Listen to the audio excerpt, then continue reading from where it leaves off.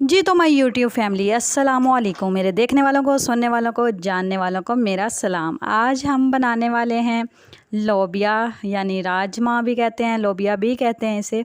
तो यहाँ पर मैंने इसमें ऐड कर दिया है कुकिंग ऑयल। आप अपने टेस्ट के हिसाब से घी या फिर सरसों का तेल भी शामिल कर लें। यहाँ पर मैंने एक बड़े साइज़ का प्याज लिया था, उसको मैंने बारीक बारीक चॉप कर लिया है और इसको मैंने इसमें ऐड कर दिया है। इसको मैंने गोल्डन फ्राई होने तक पकाना है। और यहाँ पर मैंने एक आधा इंच की अदरक ली थी, 4 से 5 लहसुन के जवे लिए थे, 3 से 4 हरी मिर्चें ली थी, उनका मैंने बना लिया है पेस्ट। वो ऐड कर दूंगी मैं इसके अंदर और इसकी करेंगे हम अच्छे से बुनाई।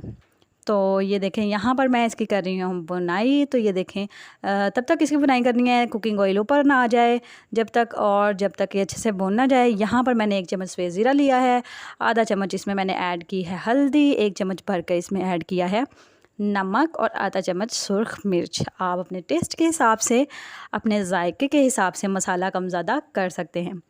और यहाँ पर मैंने लिया है एक बड़े साइज़ का टमाटर, इसको मैंने थोड़ा सा पानी शामिल करके इसका पेस्ट बना लिया था। बिल्कुल ये देखें स्मूथ सा बना हुआ है, तो इससे ग्रेवी बहुत अच्छी बनती है, बहुत स्मूथ क्रीमी बनती है। तो ये देखें यहाँ पर मैं इसकी कर रही हूँ बुनाई। ये देखें यहाँ पर पानी खुश्क हो गया है, अच्छी सी मैं इसको भून रही हूँ, इसको ऊपर ऑयल आने तक भून रही हूँ।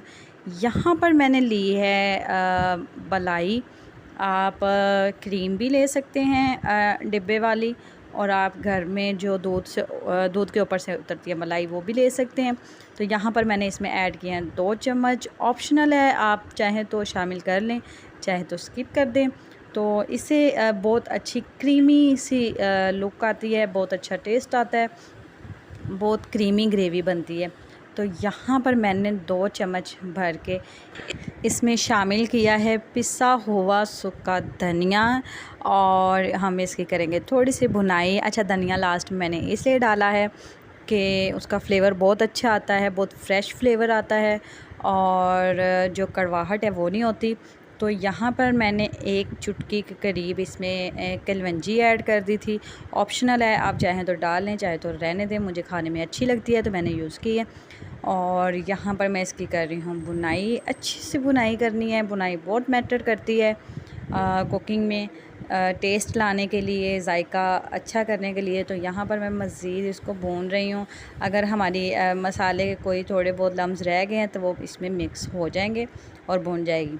सो यहाँ पर मैंने आधा किलो लोबिया लिया था, राजमा भी कहते हैं इसे, और इसको मैंने बॉईल कर लिया था, थोड़ा सा नमक डाल के बॉईल कर लिया था, और इसको मैं इसमें ऐड कर दूँगी। तो ये देखें यहाँ पर मैंने इसको इसमें शामिल कर दिया है। हम इसकी करेंगे बुनाई। मैंने 4 से 5 मिनट इसकी बुनाई करनी है। ये देखें 4 से 5 मिनट इसकी बुनाई करने के बाद मैंने इसमें थोड़ा सा पानी ऐड किया है। मज़ीद इसकी बुनाई करूँगी ताकि नीचे ना लग जाए। तो ये देखें यहाँ पर बहुत अच्छी खुशबू आ रही है, बहुत अच्छे का टेस्ट, अच्छा टेस्ट था, फ्लेवर बहुत अच्छा है और खाने वाला खाता रह जाता है, बहुत मज़े की बनती है।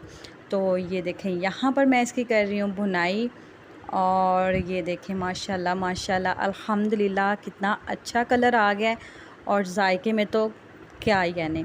यहाँ पर मैं इसमें शामिल करूँगी 2 कप पानी।